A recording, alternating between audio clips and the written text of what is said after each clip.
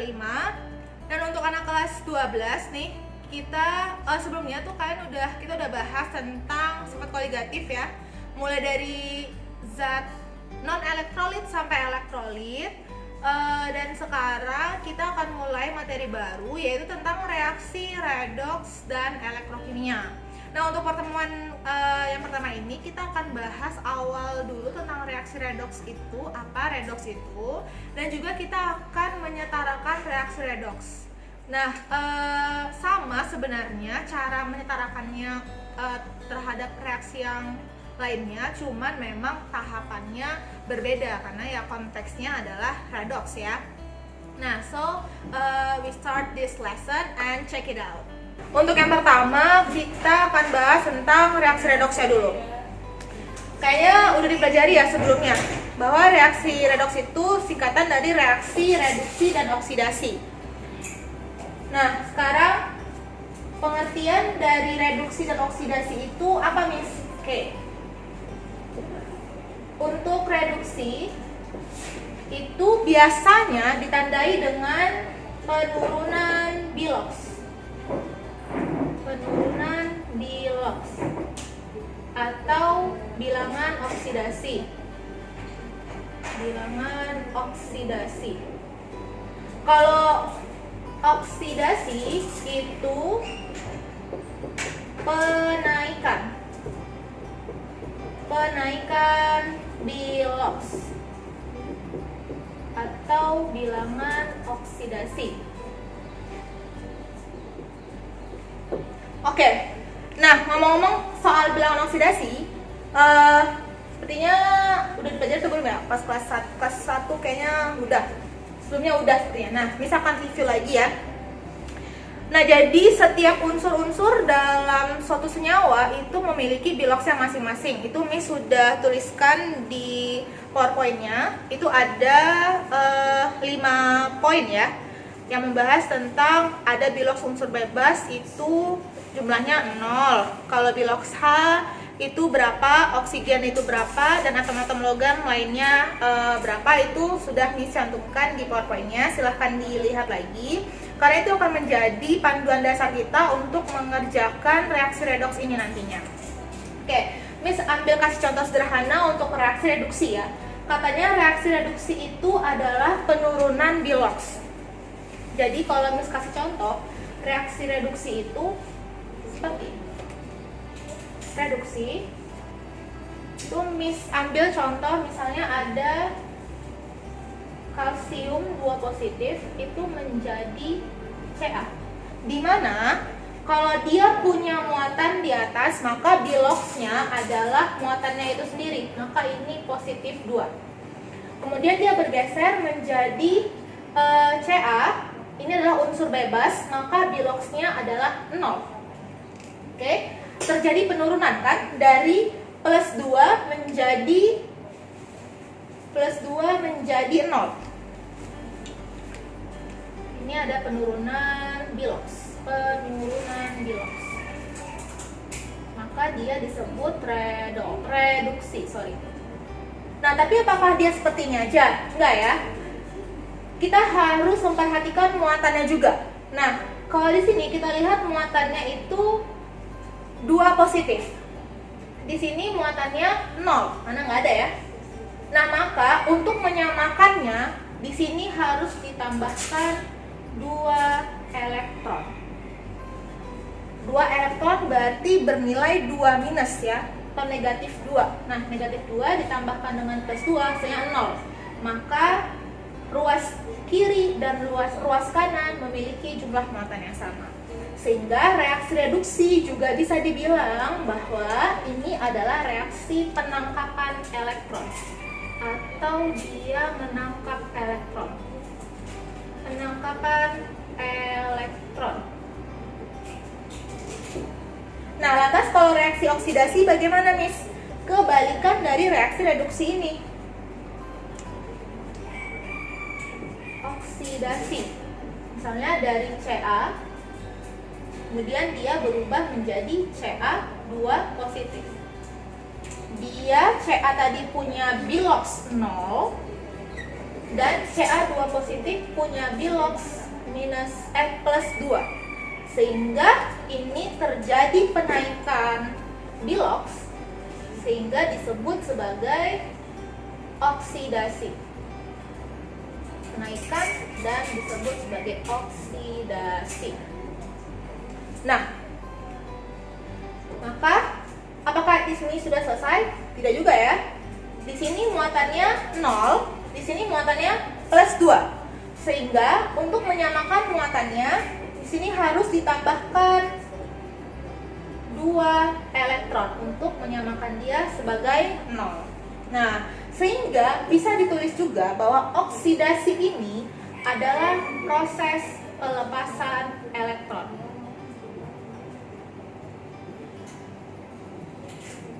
Oke, proses pelepasan elektron. Nah, ini akan jadi prinsip dasar kita ya untuk reaksi reduksi dan oksidasi. Oke, ini punya contoh reaksi ini.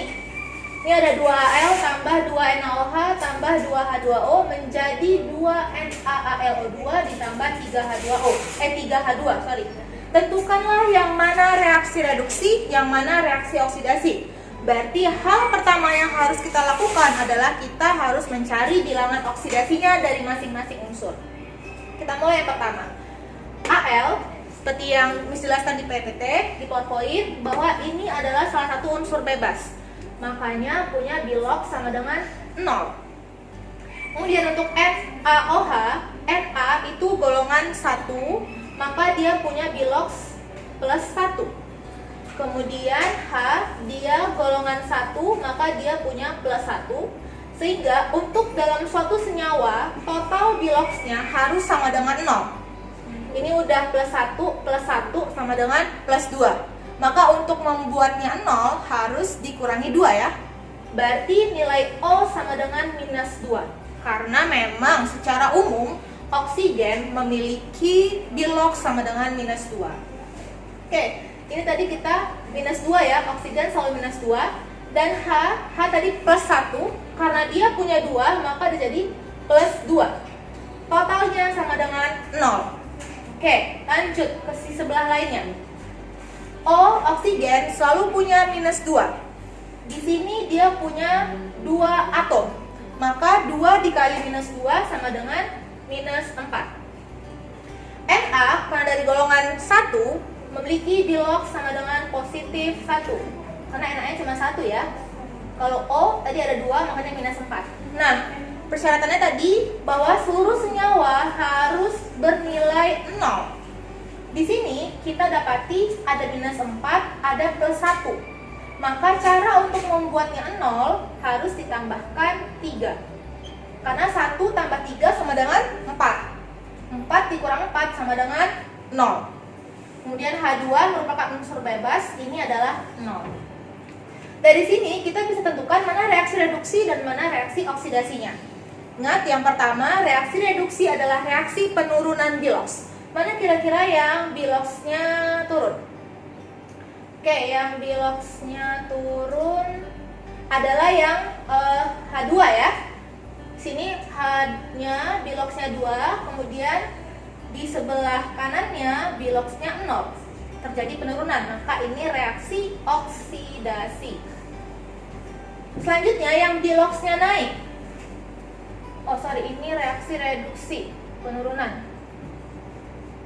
Reduksi. Kemudian yang biloxnya naik, yaitu si Al-nya ya. Al-nya dari 0 naik ke plus 3.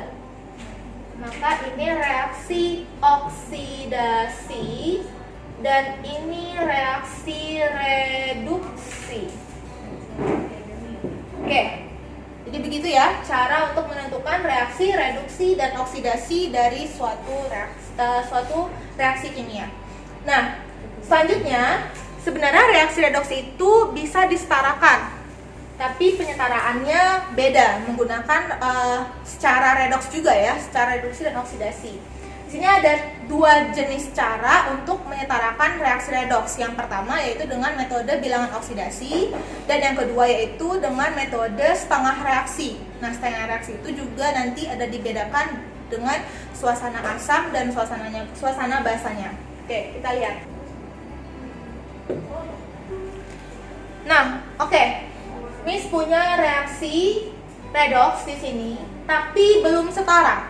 Sehingga Miss mau menyetarakannya.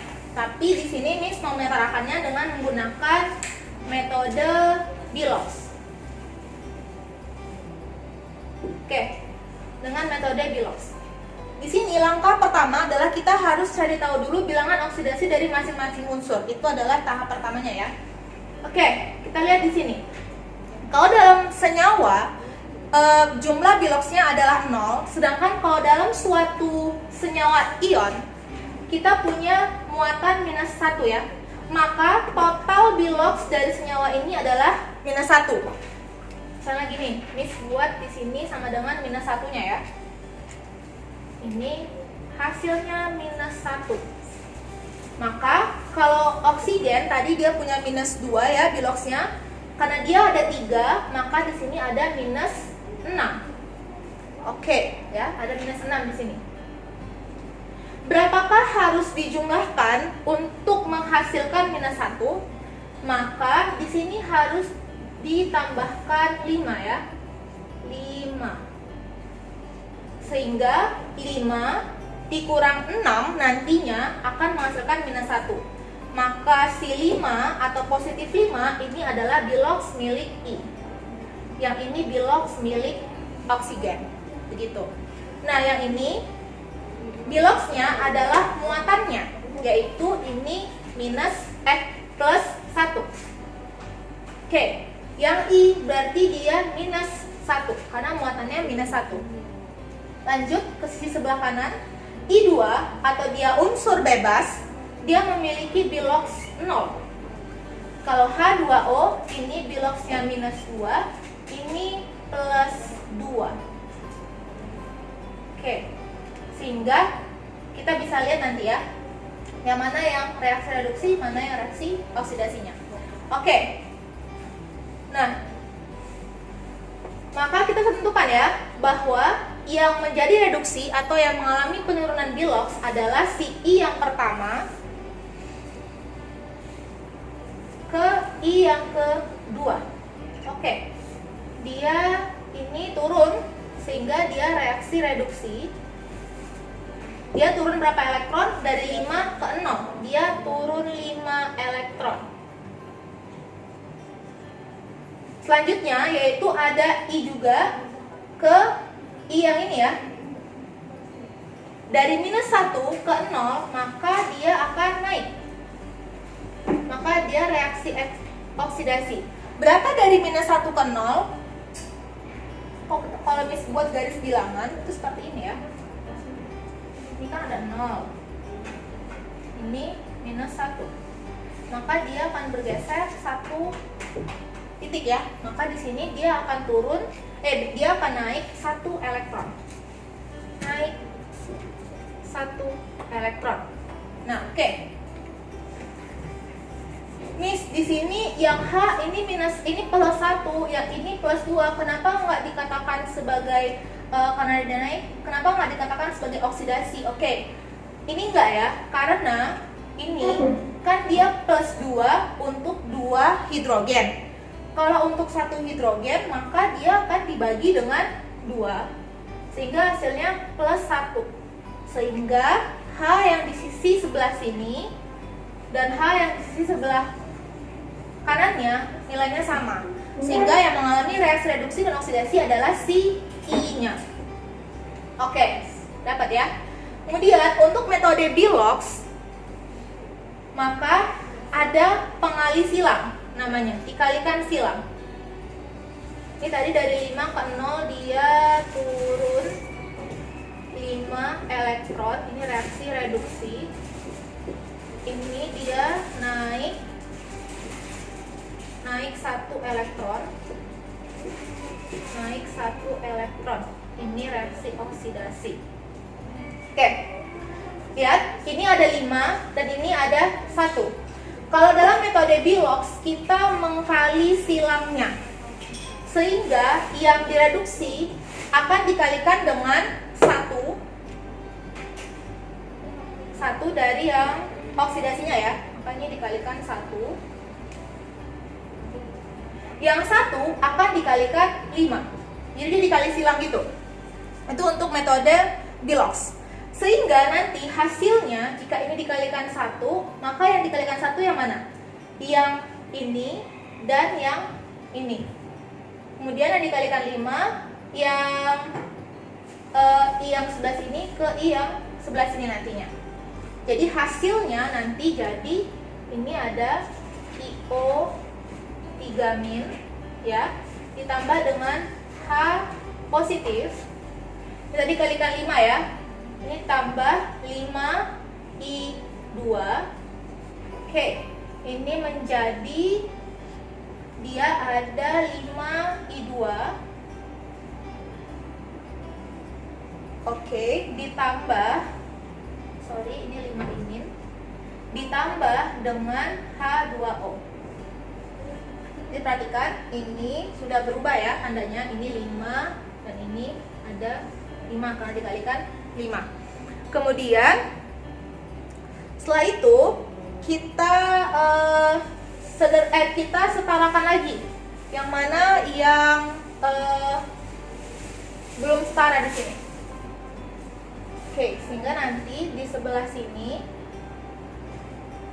akan kita dapati ini jadi 5 IO3-, ini akan jadi 30 H positif, ini tetap 5 imin, dan ini akan menjadi 15 H2O. Nah, jadinya setara ya. Kan pertamanya ini ada 10I, sedangkan di sini awalnya cuma ada 5I, sehingga kita tambahkan 5 di depannya untuk mendapatkan setara I-nya atau iodinnya. Kemudian kita setarakan juga H-nya. Di sini ada 30 dan di sini juga ada 30 ya. Nah, dari sini kita sederhanakan dengan membaginya dengan 5. Sehingga metodenya kita dapatin ini reaksi setaranya menjadi IO 3-, 30 bagi 5 jadi 6 H positif ditambah dengan I- menjadi I2 ditambah dengan 3H2O. Nah, itu untuk metode Bilox ya. Jadi kita akan mengkali silang hasil dari Bilox-nya. Itu untuk metode oksidasi.